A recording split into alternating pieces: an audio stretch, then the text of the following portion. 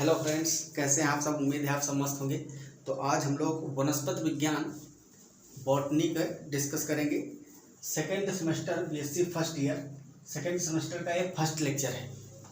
इसमें हम पहली यूनिट जो है उसका इंट्रोडक्शन देखेंगे। ठीक है, सेकेंड सेमेस्टर में जो फर्स्ट यूनिट है हमारी, उसमें आर्किगोनियट्स के बारे में पढ़ना है। Unique feature of archegoniates and bryophyte. Bryophyte को डिटेल में पढ़ना है क्योंकि ब्रायोफाइट भी क्या है, आर्किगोनियट है। अब ये आर्किगोनियट क्या होते हैं, इसको हिंदी में भी हम आर्किगोनियट ही लिखते हैं, आर्किगोनियट। ठीक है, आर्किगोनियट मतलब ऐसे प्लांट जिनमें आर्किगोनियम प्रेजेंट होता है। आर्किगोनियम एक सेक्सुअल रिप्रोडक्टिव ऑर्गन है। ठीक है, रिप्रोडक्टिव ऑर्गन है। उसमें क्या बनते हैं, फीमेल गैमीट का फॉर्मेशन होता है।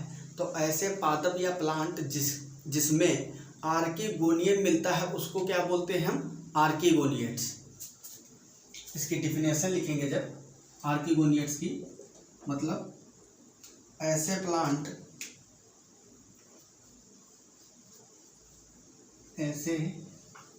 प्लांट्स जिनमें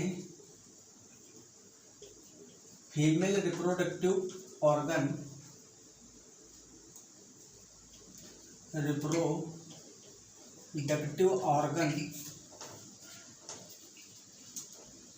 आर्किगोनियम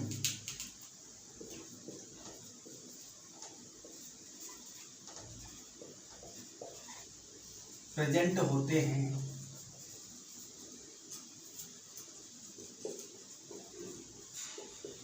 उनको हम बोलते हैं आर्किगोनियट्स।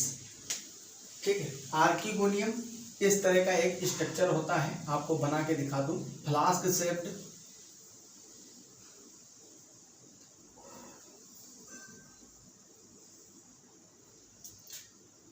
ये इसकी जो है सेल्स हैं। इस आर्किगोनियम का स्ट्रक्चर हम आगे और ज़्यादा डिटेल में पढ़ने वाले हैं, ब्रायोफाइट्स के अंदर और टेरिडोफाइट के अंदर। ये आर्किगोनियम का स्ट्रक्चर है। इसमें दो बड़ी बड़ी सेल्स होती हैं। ये जो है एग सेल है, एग का फॉर्मेशन करती है। ठीक है, ये न्यूक्लियस है सेल का, और एक बड़ी सी सेल है और एक छोटी सेल होती है इस तरह से। बाकी इसकी जो थैलस की पैरेंकाइमेटस सेल्स हैं वो इसके आस पड़ोस लगी होती है इस तरह से।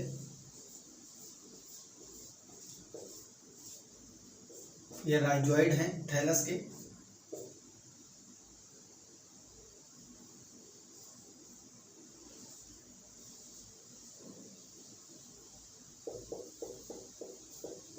इस तरह से आर्किगोनियम का स्ट्रक्चर होता है। ये फीमेल रिप्रोडक्टिव ऑर्गन है। क्या है, female reproductive organ. Female reproductive organ का काम क्या होता है, फीमेल रिप्रोडक्टिव ऑर्गन में फीमेल गैमीट का फॉर्मेशन होता है। तो ये जो एग सेल है, ठीक है, इसको बोलते हैं एग सेल।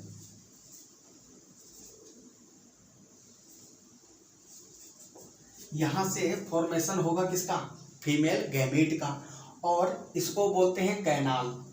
ये विंटर और कैनाल में डिवाइड होता है। इसको बोलते हैं विंटर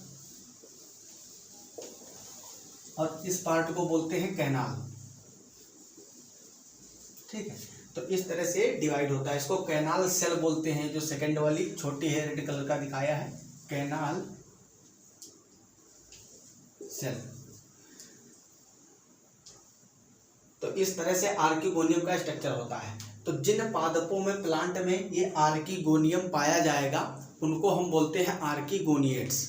अब आर्किगोनियट्स में कौन कौन से पादप आते हैं, अगर हम इवोल्यूशनरी दृष्टि से देखें कि विकास किस तरह से हुआ है पादपों का, तो सबसे पहले उसमें एल्गी आते हैं, शैवाल। आपका जो सिलेबस है वो भी इवोल्यूशनरी दृष्टि से आपको पढ़ना है।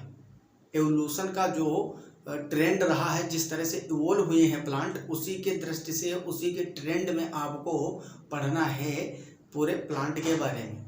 जैसे फर्स्ट सेमेस्टर में आप एल्गी के बारे में पढ़ें डिटेल में, शैवाल क्या होते हैं, उनका क्लासिफिकेशन, किस तरह से उनकी ओरिजिन हुई, सारी चीज़ें। अब आप पढ़ें डिटेल में या नहीं पढ़ें ये मैं नहीं कर सकता, लेकिन सिलेबस में आपके थे।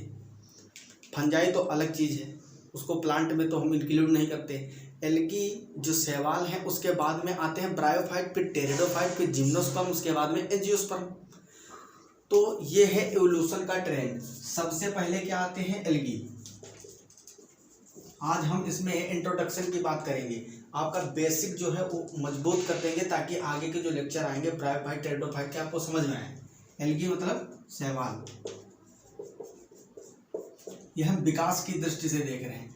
फिर जो ग्रीन एल्गी थी, बहुत सारी थियरी ऐसी हैं जो बता रही जो आर्कीगोनिएट हैं इनका एवोल्यूशन ग्रीन एल्गी से हुआ है। ये पॉइंट लिखेंगे आप, आर्कीगोनिएट्स का एवोल्यूशन,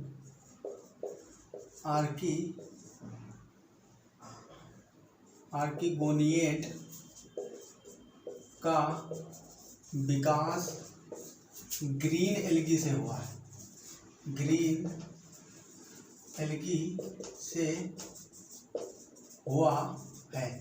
ठीक है, जो ग्रीन एल्गी हैं, तो एल्गी बोल दिए, इसमें ग्रीन एल्गी भी है, रेड एल्गी है, ब्राउन एल्गी है। ठीक है, साइनोफाइसी भी आते हैं जिनको साइनोबैक्टीरिया बोलते हैं। अब एल्गी से एवोल्यूशन हुआ ब्रायोफाइट का, ब्रायोफाइट्स। ब्रायोफाइट के बाद में आते हैं टेरिडोफाइट, टेरिडोफाइट्स। यहाँ पी साइलेंट है, ठीक है, टेरिडोफाइट मत पढ़ना, इसको टेरिडोफाइट है। टेरिडोफाइट के बाद में एवोल्यूशन हुआ जिम्नोस्पर्म का, जिम्नोस्पर्म। जिम्नोस्पर्म के बाद में एंजियोस्पर्म आए, एंजियोस्पर्म, जो कि आज के प्रभावी वनस्पति हैं। आज के डेट में अगर देखा जाए तो प्रभावी प्लांट कौन से हैं, एंजियोस्पर्म, मतलब आवृत बीजी। ऐसे प्लांट जिनके जो बीज होते हैं, बीज के ऊपर आवृत होता है, एक लेयर वॉल होती है, आवृत बीजी। और ये है अनावृत बीजी, अनावृत बीजी। टेरिडोफाइट को हम हिंदी में भी टेरिडोफाइट ही बोलते हैं, टेरिडोफाइट्स। और ये ब्रायोफाइट,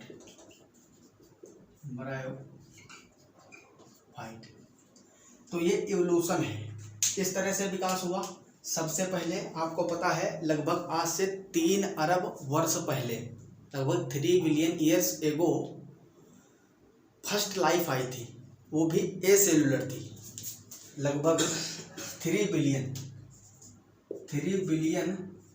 ईयर एगो, ठीक है, 3 billion year ago A cellular life I थी पृथ्वी पे। फिर उसके बाद में लगभग 1 अरब वर्ष तक कोई भी सेलुलर ऑर्गेनिज्म नहीं ग्रो किया। क्यों?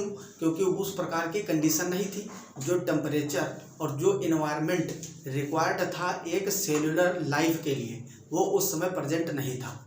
टेम्परेचर बहुत ज़्यादा था और जो एटमॉस्फेरिक गैसें हैं जिनकी ज़रूरत होती है लाइफ को सस्टेन करने के लिए, वो सारी प्रेजेंट नहीं थी। इसलिए जो धीरे धीरे टेम्परेचर कम होता गया, कुछ परिवर्तन होते रहे, ठीक है, वोल्केनिक इरप्शन हुए बहुत सारे, तो धीरे धीरे जो है टेम्परेचर कम हुआ और जो इन्वायरमेंटल कंडीशन थी वो फेवरेबल होने लगी, अनुकूल होने लगी। तब क्या हुआ, लगभग 1 अरब साल बाद, आज से देखो 3 अरब पहले ए सेलुलर लाइफ आई और 2 अरब वर्ष पहले बताया जाता है कि सेलुलर लाइफ आई, यूनिसेलुलर मतलब सिंगल सेल्ड वाली। तो आज से 2 बिलियन ईयर एगो, और अगर ए सेलुलर की बात करें तो इससे लगभग 1 बिलियन ईयर एगो, मतलब 1 बिलियन ईयर बाद आई। ठीक, पहले ए सेलुलर लाइफ आई, उसके बाद में क्या हुआ, 1 अरब वर्ष बाद सेलुलर लाइफ आई, यूनिसेलुलर। फिर उससे बैक्टीरिया और एल्गे का एवोल्यूशन हुआ। अब वहाँ से क्या होता है, 2 साइड में एवोल्यूशन जाता है, एक एनिमल की ओर और एक प्लांट की ओर। तो कुछ दिनों तक जो इवोल्यूशन हुआ वो एक ही में मिक्स हुआ। जैसे कि आप पढ़ते हो प्रोटोजोआ पढ़ते हो और प्रोटिस्टा पढ़ते हो, प्रोटिस्टा में ही आता है ना प्रोटोजोआ, तो उसमें डेस्मिड पढ़ते हो, क्राइसोफाइट है, डाइनोफ्लेजिलेट है, ठीक है, और ये सारे जितने भी उसमें आते हैं तो उनको जब आप पढ़ते हो, जैसे कि यूग्लिना है, तो यूग्लिना एनिमल है लेकिन उसमें कैरेक्टर कौन से होते हैं, प्लांट वाले भी, क्योंकि उसमें क्लोरोफिल प्रेजेंट होता है, वो फोटोसिंथेसिस भी करते हैं। अगर लाइट के प्रेजेंट में है तो फोटोसिंथेसिस करते हैं, अब्सेंट है तो अपना जैसे सारे एनिमल बिहेव करते हैं भोजन प्राप्त करने के लिए, वैसे ही वो भी प्राप्त करते हैं। तो वो फोटोसिंथेसिस भी करते हैं, मतलब फोटोसिंथेटिक भी है और कीमोसिंथेटिक भी है, ऑर्गेनिक सब्सटेंस से भी अपना भोजन बना लेते हैं। तो एक इवोल्यूशन उधर एनिमल की ओर हुआ और दूसरा प्लांट की ओर। तो प्लांट की ओर जो हुआ तो उस यूनिसेलुलर जो एल्गी ग्रो की थी पहले, उससे मल्टी सेलुलर एल्गी आई।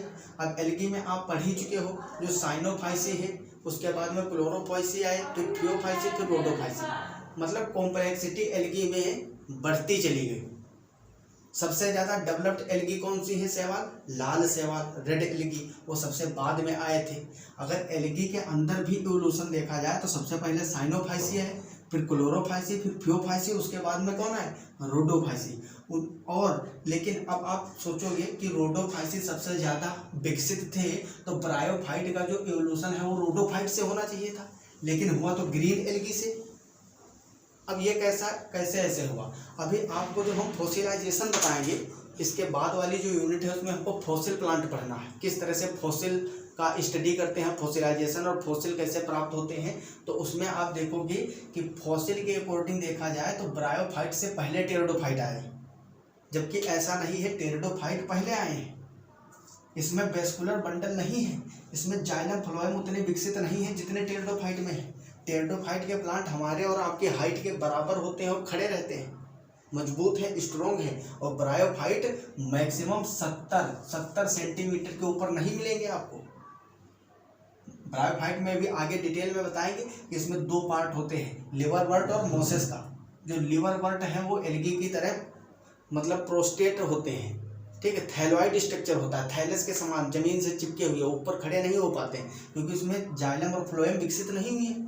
तो इसके आधार पे हम देखें तो टेरिडोफाइट का इवोल्यूशन ब्रायोफाइट से हुआ है। और अगर आप फॉसिलाइजेशन के थ्रू देखोगे, फॉसिल एविडेंस के रूप में, फॉसिल के जो जीवाश्म प्रमाण है वो बताते हैं कि टेरिडोफाइट पहले आए, ब्रायोफाइट बाद में आए। तो ये सारे इसमें चीज़ें जब आपको डिटेल में नॉलेज होगा, सारी चीज़ें आप समझते जाओगे और जितना मैं बोल रहा हूँ नोट करते जाओगे, तब ये चीज़ें आप को रिलेट कर पाओगे, समझ पाओगे कि बहुत सारे साइंटिस्ट हैं और सबकी अलग अलग थियरीज हैं, ठीक। तो मेनली ये ट्रेंड आपको याद रखना है। एल्गी से ब्रायोफाइट आए, ब्रायोफाइट से टेरिडोफाइट, फिर टेरिडोफाइट से जिम्नोस्पर्म का इवोल्यूशन हुआ, जिम्नोस्पर्म से एंजियोस्पर्म का हुआ। अब एल्गी को छोड़ दो, उसके बाद में जितने, और इधर एंजियोस्पर्म को छोड़ दो, ये जो 3 पार्ट हैं इनको बोलते हैं हम आर्कीगोनिएट्स। अब समझ में आ रहा होगा आपको, ब्रायोफाइट, टेरिडोफाइट्स और जिम्नोस्पर्म, इन 3 ग्रुप को हम बोलते हैं आर्कीगोनिएट्स, क्योंकि इसमें आर्कीगोनियम प्रेजेंट होता है। ब्रायोफाइट्स, टेरिडोफाइट्स और जिम्नोस्पर्म, इन 3 ग्रुप में आर्कीगोनियम, ये वाला जो फीमेल रिप्रोडक्टिव ऑर्गन है जिसमें फीमेल गैमेट का फॉर्मेशन होगा, वो इन 3 ग्रुप में प्रेजेंट होता है, इसलिए इसको हम क्या बोलते हैं, आर्कीगोनिएट्स। अब इसको आप लोग नोट कर लीजिए, फिर मैं आपको यूनिक फीचर जो होते हैं आर्कीगोनिएट्स के उसको लिखवा देता हूँ, फिर आपको ब्रायोफाइट स्टार्ट करता हूँ, क्योंकि आर्कीगोनिएट्स का बस जनरल फीचर ही ऐसे ही याद करना था, बाकी कोई डिटेल में हमारी यूनिट में नहीं है। तो इतना आप जान गए कि क्या होते हैं आर्कीगोनिएट्स। ऐसे प्लांट जिसमें आर्कीगोनियम प्रेजेंट होता है उसको हम आर्कीगोनिएट्स बोलते हैं। और आर्कीगोनियम क्या है, एक फीमेल रिप्रोडक्टिव ऑर्गन है। पहले क्या होता था, सेपरेटली जो एल्गी हैं उनमें सेपरेट अलग अलग फीमेल और मेल और ऑर्गन्स जो हैं रिप्रोडक्टिव ऑर्गन उतना डेवलप नहीं थे, तो उसमें जो स्पोर बनते थे, आप उसमें रिप्रोडक्शन देखे हैं, आइसोगेमस, एनाइसोगेमस, ओगेमस टाइप का ना, तो उसमें सेम साइज के भी होते थे स्पोर और अलग अलग। अब जब आर्कीगोनियम का डेवलपमेंट हुआ है तो ये जो प्लांट हैं ब्रायोफाइट, टेरिडोफाइट, जिम्नोस्पर्म, इसमें 2 प्रकार के गैमेट बनेंगे, मेगास्पोर और माइक्रोस्पोर, मतलब लघु बीजाणु और बृहद बीजाणु। ठीक, इसके बारे में हम बताएंगे। तो इसको आप लोग नोट करो। फिर आर्किगोनियड्स के हम लक्षण जो होते हैं, मेन फीचर हैं, उसको समझाते हैं आपको।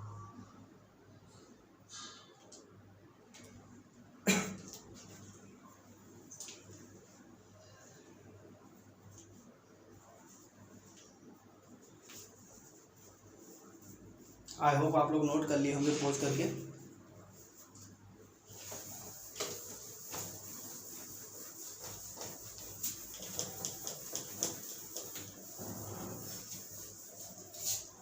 अगली हेडिंग लगाएंगे यूनिक फीचर ऑफ आर्किगोनियड्स।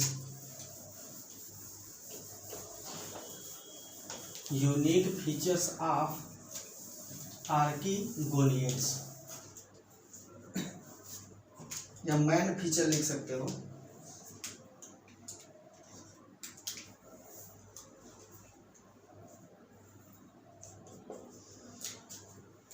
आर्किगोनियड्स जो होते हैं, इसमें क्या होता है, इनका डेवलपमेंट जो है ओरिजिन कहाँ से हुई है, ये तो ग्रीन एल्गी से हुई है। ये आपको नहीं भूलना है क्योंकि ये सीधा क्वेश्चन पूछता है। हम आर्किगोनियड्स में लिख रहे हैं, ब्रायोफाइट की भी बात नहीं कर रहे हैं। आर्किगोनियड्स की जब बात करेंगे तो उसमें हम समझ लो तीनों की बात कर रहे हैं। किसकी किसकी? ब्रायोफाइट और टेरिडोफाइट और जिम्नोस्पर्म। यहाँ पे लिख दे रहा हूँ। आर्किगोनियड मतलब bryophyte comma pteridophyte and gymnosperm. Gymnosperm. जब हम आर्किगोनियड बोलेंगे तो आपको ये तीनों चीजें दिमाग में आनी चाहिए। किसी हम एक सेपरेट ग्रुप के लिए नहीं बोल रहे हैं, ये एक बड़ा ग्रुप है जिसमें टेरिडोफाइट, ब्रायोफाइट, जिम्नोस्पर्म, ये तीन ग्रुप आते हैं प्लांट के। तो जब हम आर्किगोनियड के फीचर बताएंगे तो आपको समझ जाना है कि ये फीचर इनमें पाए जाते होंगे। ठीक, ये सारी चीज़ें आपको समझते चलना है। तो इनकी जो आर्किगोनियड्स हैं, ब्रायोफाइट, टेरिडोफाइट, जिम्नोस्पर्म, इनकी ओरिजिन कहाँ से हुई है? ओरिजिन या डेवलपमेंट हम बोल सकते हैं, एवोल्यूशन बोल सकते हैं। एवोल्यूशन ग्रीन एल्गी से हुआ है। कहाँ से हुआ है? ग्रीन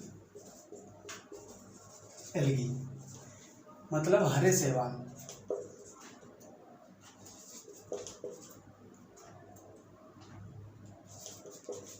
हरे शैवाल से ये विकसित हुए हैं और इसमें वेस्कुलर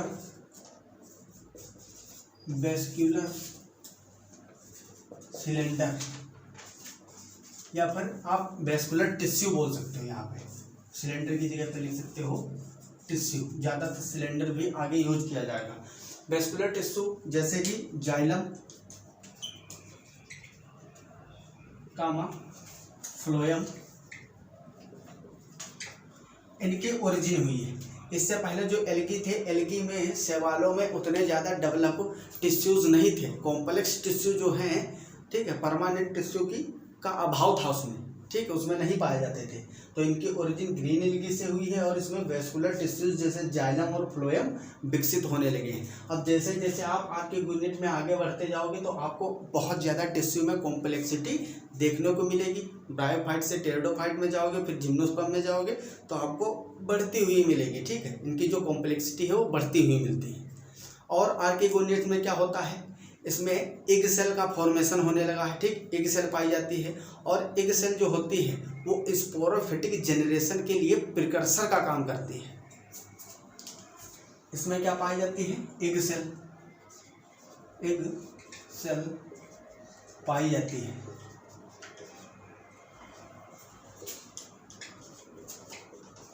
जो sporophytic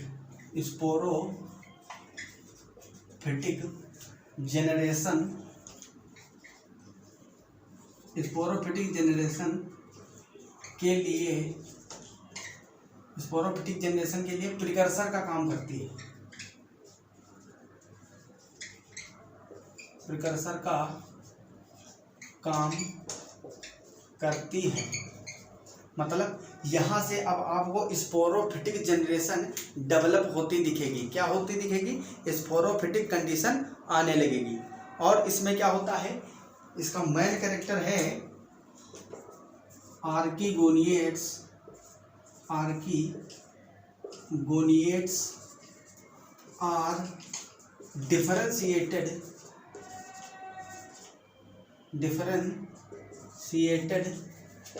into venter and neck। ठीक, नेक या कैनाल आप जिसको बोलते हो, तो ये दो पार्ट में डिवाइड होता है, वेंटर एंड नेक में डिवाइड होता है। और इसमें क्या होता है, इसमें जो स्पोर्स हैं उनका फॉर्मेशन दो टाइप का होता है। Formation of spore are two types. पहला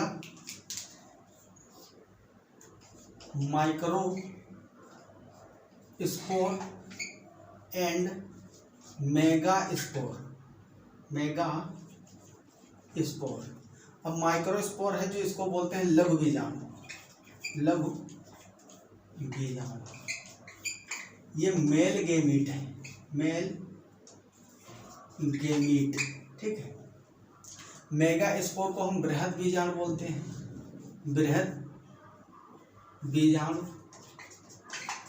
और ये फीमेल गेमीट है।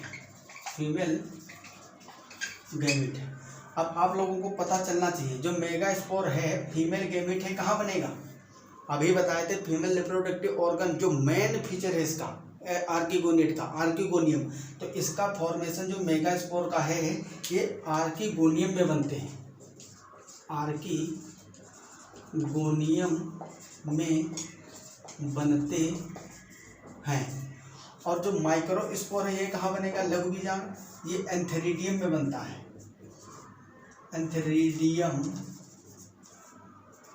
में बनते हैं, ठीक है।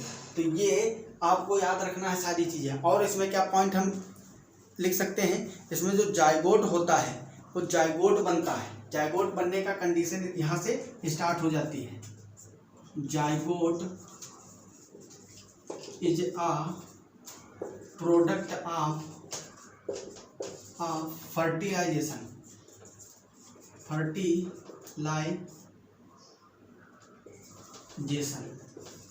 मतलब निषेचन होता है। जो मेगा स्पोर है, माइक्रो स्पोर से क्या बनेंगे? मेल गेमीट, और मेगा स्पोर से फीमेल गेमीट, और male gamete female gamete fuse करते हैं, उससे क्या बनता है? जाइगोट का फॉर्मेशन होता है। जब मेल और फीमेल युग्मक मिलते हैं तो उससे युग्मनज का निर्माण होता है। युग्मनज जिसको जाइगोट बोलते हो, ठीक है, उसी को बोलते हैं। आर्कीगोनिया जो होता है, आप लोग इतना नोट करें तो फिर आगे मैं बताऊँ आपको। दिख तो रहा है अच्छा आप लोगों को, इसको नोट करिए पॉज करके, फिर आगे मैं लिखाता हूँ।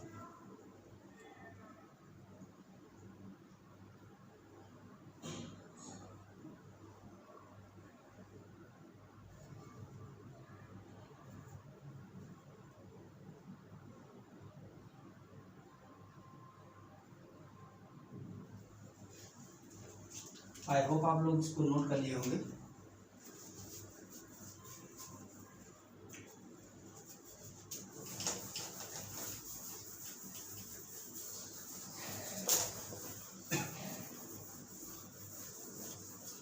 उसी में आगे पॉइंट लिखेंगे हम लोग।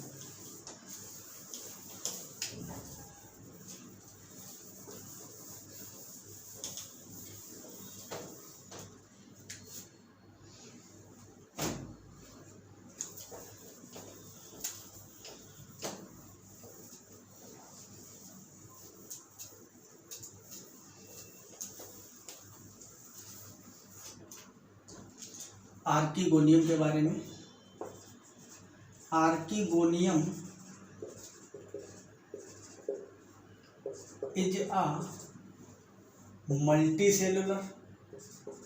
मल्टीसेल्यूलर फ्लास्क शेप्ड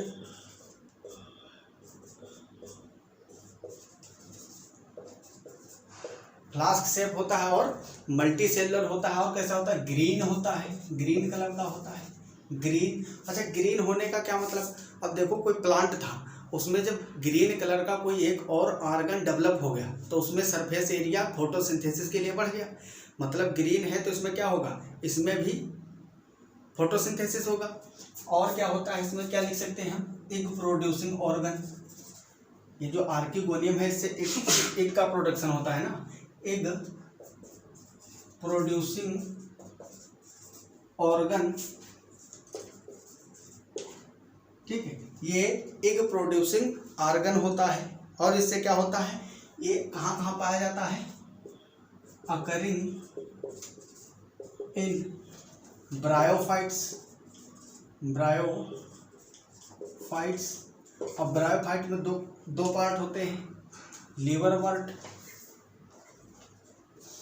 और मॉसेस, लिवरवर्ट और मॉस कामा। अब ब्रायोफाइट हम बोले मतलब दोनों लिख दिए उसमें, टेरिडोफाइट, टेरिडोफाइट में हम सीधे फर्न भी बोल देते हैं उनको, फर्न और जिम्नोस्पर्म, ठीक है। तो इतनी जगह आपको देखने को मिलेंगे। Archegonium is a multicellular flask shaped green egg producing organ occurring in bryophytes and liverwort, ठीक है, इतनी जगह ये पाए जाते हैं। तो इसके ये यूनिक फीचर थे। अब अगर हम ब्रायोफाइट की बात करें, थोड़ा सा ब्रायोफाइट के जनरल फीचर जो हैं उसको हम इसी में डिस्कस कर लेते हैं क्लास में। अगली क्लास में हम ब्रायोफाइट को डिटेल में स्टार्ट करेंगे। ब्रायोफाइट क्या होते हैं थोड़ा सा ये आपको मैं बता देता हूँ।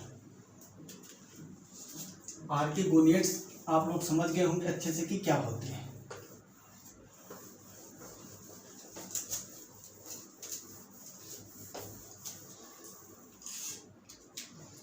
अब आर्किगोनियट्स यहीं से समाप्त कर देंगे, हम स्टार्ट करेंगे ब्रायोफाइट से।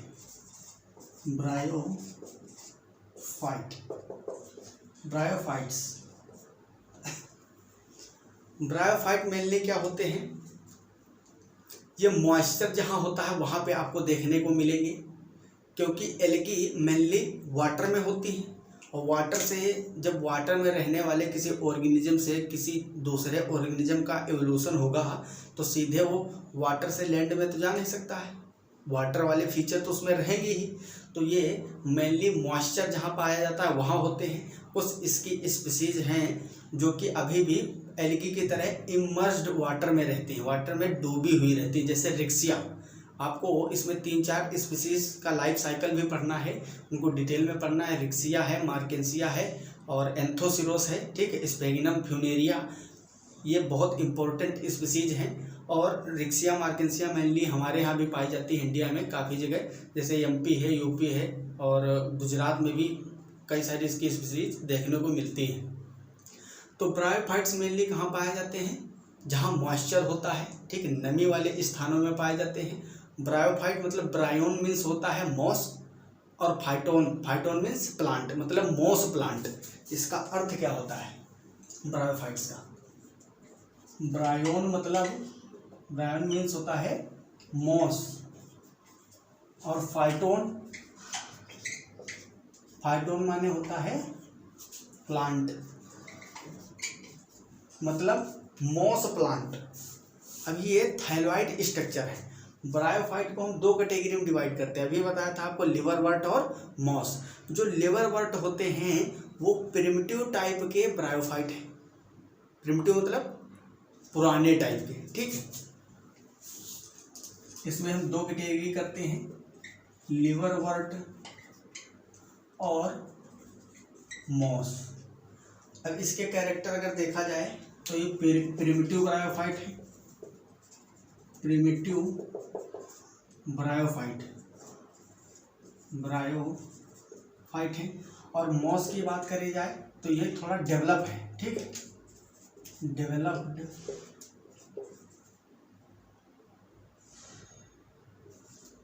ब्रायोफाइट,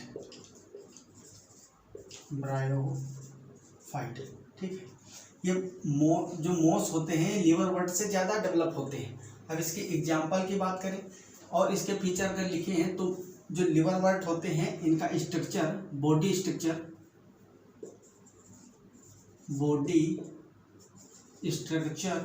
जो इनकी शरीर संरचना होती है वो कैसी होती है, प्रोस्ट्रेट होती है, प्रोस्ट्रेट, या फिर हम बोल सकते हैं थैलॉइड, मतलब ये जमीन से चिपके हुए, मिट्टी सॉइल से चिपके हुए होते हैं, प्लांट के जैसे ऐसे खड़े नहीं होंगे, ऐसे चिपके हुए होंगे।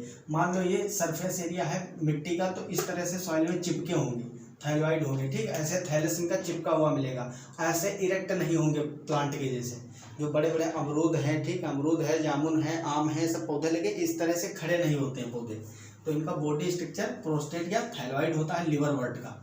और मॉसेस की बात करें तो इनका जो बॉडी स्ट्रक्चर है वो कैसा होता है, इरेक्ट होता है, ठीक, कैसा होता है, इरेक्ट, मतलब ये सीधे खड़े हो जाते हैं। अब इसमें क्या है, ये प्रिमिटिव है ब्रायोफाइट, ये डेवलप्ड है, मतलब धीरे धीरे यहाँ से जब यहाँ जाओगे आप तो वेस्कुलर बंडल जो है, वेस्कुलर सिलेंडर, जाइलम और फ्लोएम का विकास धीरे धीरे और ज़्यादा बढ़ने लगा। अच्छा, कोई प्लांट अगर चिपका हुआ है तो वो क्यों है, सोचते नहीं इस पर, क्योंकि उसमें जाइलम और फ्लोएम उतने ज़्यादा स्ट्रोंग नहीं है, इसीलिए खड़ा नहीं हो पा रहा। कोई प्लांट अगर खड़ा है तो उसको स्ट्रोंग मतलब उसकी स्ट्रेंथ होगी उसके अंदर ना, कुछ तो शक्ति होगी, कुछ उसको मजबूती तो चाहिए, इसीलिए तो खड़ा है। तो जाइलम और फ्लोएम बहुत ही ज़्यादा स्ट्रॉन्ग टिश्यू होते हैं जिसके बल पे वो खड़ा रहता है। तो इसमें वो अभी प्रेजेंट नहीं है क्योंकि एल्गी से एवोल्यूशन जस्ट हुआ लिवरवर्ट का। फिर लिवरवर्ट से धीरे धीरे कौन आए, मॉसेस में जो है जाइलम और फ्लोएम डेवलप होने लगे थे, तो इसमें इरेक्ट सिस्टम आ गया क्योंकि ये खड़े होने लगे, धीरे धीरे ऊपर की ओर खड़े होने लगे, जमीन से चिपके हुए थैलस इनके नहीं मिलेंगे। तो ये थायरॉइड और प्रोस्टेट होते हैं, और ये कैसे होते हैं, इरेक्ट प्लांट होते हैं। और एग्जाम्पल की बात करें इनकी, और पाए दोनों ये कहाँ जाएंगे, जहाँ मॉइस्चर होगा, क्या होगा, मॉइस्चर। इसमें एग्जाम्पल देखें तो रेक्सिया हो गया, रेक्सिया कामा मार्केंसिया लिखोगे तो मार्चेंटिया लिखोगे तब स्पेलिंग सही होगी, मार्चेंटिया, ठीक है। ये रेक्सिया और मार्केंसिया, एंथोसिरोस और मार्केंसिया, रेक्सिया, ये क्या है, लिवरवर्ट में आते हैं। और बात करें मॉसेस की तो इसमें एग्जाम्पल आपको मिलेंगे फ्यूनेरिया कामा, फ्यूनेरिया हो गया, और स्फेग्नम,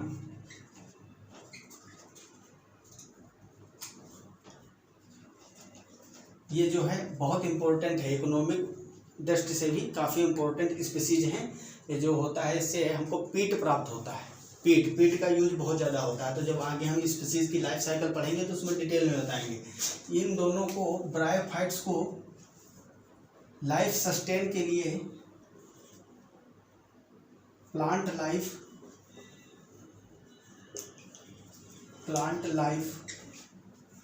के लिए सफिशिएंट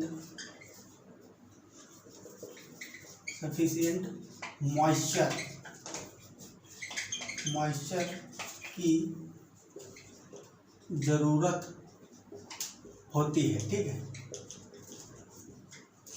जहाँ पे बढ़िया अच्छा मॉइस्चर होगा वहीं पे ये ग्रो करेंगे ब्रायोफाइट्स। और इसमें हम क्या लिख सकते हैं, इसके जो फीचर्स हैं, unique feature, they required water for fertilisation, they required water for fertilisation,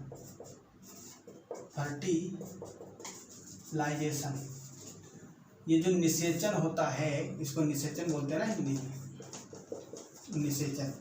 निषेचन के लिए वाटर की रिक्वायरमेंट होती है इसमें, इसीलिए इनको बोला जाता है दे आर कॉल्ड या also called amphibians of plant kingdom. जैसे मेढक होता है ना, मेढक को हम एनिमल का एम्फीबियन जैसे होते हैं, उसी तरह से प्लांट किंगडम के एम्फीबियन कहे जाते हैं। क्यों, क्योंकि ऐसे, अच्छा एम्फीबियन किसको बोला जाता है, उभयचर मतलब जो वाटर में भी रहता हो और लैंड पे भी रहता हो। तो उसी तरह के ये भी तो प्लांट है। एल्गे पूर्ण रूप से वाटर में रहती है और ये वाटर और लैंड दोनों में रहते हैं, क्योंकि ये बीच वाले हैं, यहाँ से वाटर से लैंड की ओर शुरुआत हुई है। अगर विकसित रूप से लैंड प्लांट है तो वो टेरिडोफाइट है, ब्रायोफाइट बीच वाले हैं, तो इनको क्या बोला जाता है, एम्फीबियन ऑफ प्लांट किंगडम। ये दोनों पॉइंट जो हैं ये नीट में पूछे जाते हैं। नीट के लिए ये क्वेश्चन कई बार रिपीट हुआ है। टेरिडोफाइट और ब्रायोफाइट दोनों को फर्टिलाइजेशन के लिए वाटर की रिक्वायरमेंट होती है, ठीक है। तो आगे जब हम पढ़ेंगे तो बताएंगे, जब लाइफ साइकिल स्पीसीज की पढ़ेंगे तो उसमें लाइफ साइकिल में मेनली रिप्रोडक्शन ही पढ़ना होता है, तो किस तरह से फर्टिलाइजेशन इसमें वाटर की रिक्वायरमेंट पूरी होती है, कैसे होता है, सारी चीज़ें डिस्कस करेंगे। अभी जनरल पॉइंट पे फोकस करना है। ब्रायोफाइट के अंदर अप्रोक्स 960 जेनरा रखे हुए हैं, जेनरा हैं, मतलब इतने जेनरा हैं इसमें 960, और लगभग 24,000 स्पीसीज, ठीक है, स्पीसीज इसमें आती हैं। तो इतनी सारी वैरायटी हैं और ये पाए कहाँ जाते हैं, पूरे वर्ल्ड में पाए जाते हैं, ठीक है, पूरे वर्ल्ड में पाए जाते हैं। जहाँ जहाँ मॉइस्चर होता है वहाँ वहाँ आपको देखने को मिलेंगे। बात करें अगर इंडिया में, तो इंडिया में मेनली कहाँ पाए जाएंगे, इसको आप लोग पॉज करके नोट करिए, फिर आपको बताऊँ आगे।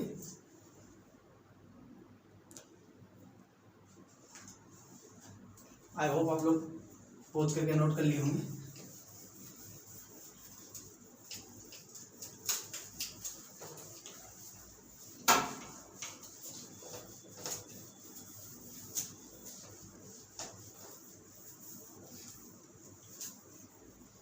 अगर ब्रायोफाइट्स के डिस्ट्रीब्यूशन की बात करें,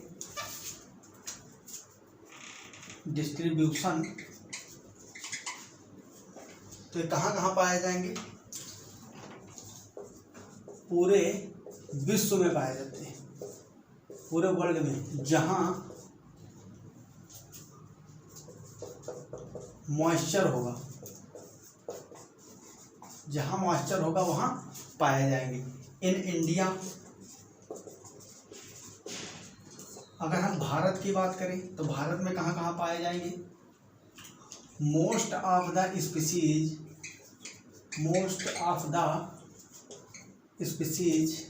ऑफ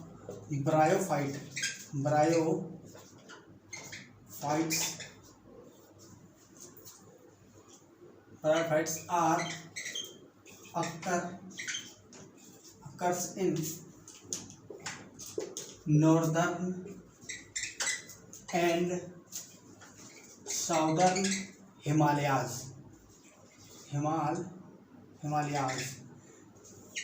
उत्तरी और दक्षिणी जो हिमालय है वहाँ आपको मेनली देखने को मिलते हैं इंडिया में, और Nilgiri hills,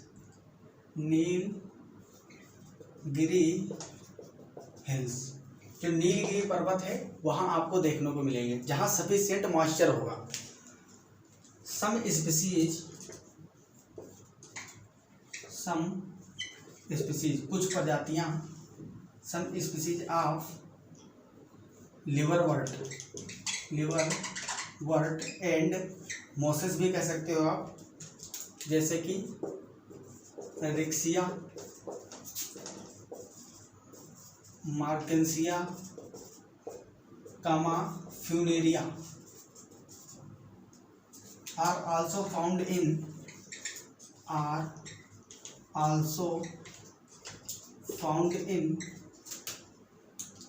UP, MP, Uttar Pradesh और मध्य प्रदेश, गुजरात, राजस्थान, ठीक है। इतनी जगह है आपको देखने को मिलेंगे। रिक्सिया, मार्केंसिया, फ्यूनेरिया की स्पीसीज कहाँ कहाँ आपको मिल जाएगी, यूपी में, एमपी में और गुजरात में, गुजरात राजस्थान देखने को मिल जाएंगी। अब बात करते हैं इसके लाइफ साइकिल की।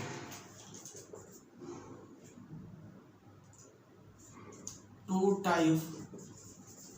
Type of stage are found in their life cycle.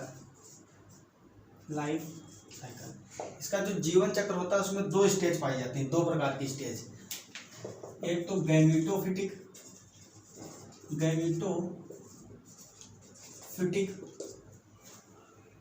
और एंड स्पोरोफिटिक।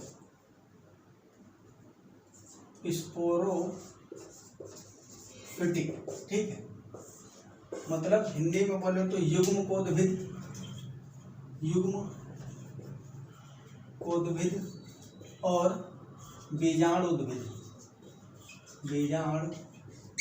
उद्भिद। ये आपको दो प्रकार की लाइफ साइकिल में स्टेजेस को देखने को मिलेगी। इसमें जो डोमिनेंट फेज होता है वो गैमेटोफाइट है। गैमेटोफिटिक जो होता है फेज वो ज़्यादा डोमिनेंट होता है, प्रभावी होता है। और ये क्या होता है, ये पूर्ण रूप से इस पे डिपेंड करता है, स्पोरोफाइट। और इसका जो गैमेटोफाइट है मोर डेवलप होता है, ग्रीन होता है, लॉन्ग लिव्ड होता है। ठीक है, और ये सब उसके उल्टा होता है। ये कुछ देर के लिए इसके लाइफ साइकिल में केवल प्रेजेंट होता है, स्पोरोफिटिक। तो आज हम मेनली जो मेन कैरेक्टर थे आर्किगोनियड्स के बारे में आपको समझाया, और जो ब्रायोफाइट्स हैं इसके बारे में बताया। कल लाइव क्लास हुई थी, संभावना है कि आज भी आपकी लाइव क्लास 7 बजे के करीब में होगी। ठीक है, अगर होगी तो मैं आप लोगों को नोटिस भेज दूंगा, नोटिफिकेशन आप तक आ जाएगा और आप लोग ज्वाइन करना, और डिटेल में आपको अच्छे से समझाऊंगा। तो आप लोग अच्छे से पढ़ते रहो। अगली क्लास में हम ब्रायोफाइट के जो जनरल कैरेक्टर हैं, अभी तो ये सामान्य चीज़ें ऐसे ही बताया हूँ, जो और जनरल कैरेक्टर हैं, क्योंकि स्पीशीज को पढ़ने से पहले हमको जनरल कैरेक्टर और क्लासिफिकेशन आना चाहिए, तभी आगे चीज़ें समझ में आती हैं। और वहीं से क्वेश्चन उठते हैं तो आप लोग कर नहीं पाते हो। ठीक है, तो इसको आप लोग अच्छे से तैयार करेंगे। जितनी चीज़ें मैं बताता हूँ, नोट करता हूँ, उसको भी नोट करिए। और मेन चीज़ होती है, जो अच्छे स्टूडेंट के लक्षण होते हैं वो क्या होते हैं, टीचर जो बोलता है उसको भी नोट करते हैं। क्योंकि मैं तो बोल के चला गया, हो सकता है ऐसी चीज़ें मैंने बोली जो आपके बुक में ना मिले, क्योंकि मैंने एक ही बुक नहीं कई सारी बुकें पढ़ी है, और हर बुक में अलग अलग थोड़ा होता है। तो मैं अगर बोल रहा हूँ तो कई सारी बुकों का नॉलेज है, तो उसको आप क्या करेंगे, नोट कर लेंगे। बहुत सारी ऐसी चीज़ें मैं बोल जाता हूँ ताकि आप लोगों को ढूंढे नहीं मिलेंगे और एग्जाम में पूछ ली गई। तो ये सारी चीज़ें आपको ध्यान रखना है, सारे पॉइंट नोट करते रहना है और बराबर रिवाइज करते रहना है। सारी स्ट्रेटजी बताऊँगा आपको, अगर अच्छे नंबर लाना है तो। मान लो किसी का फर्स्ट सेमेस्टर में दिक्कत हो गई है, थोड़ा सा नंबर कम है, तो उसको आप सेकेंड सेमेस्टर से पूरा कर सकते हो। ठीक है, तो ज़्यादा मेहनत उसके लिए करनी पड़ेगी। तो इसको आप लोग अच्छे से तैयार करें। मिलते हैं अगली क्लास में, तब तक के लिए okay bye, all the very best.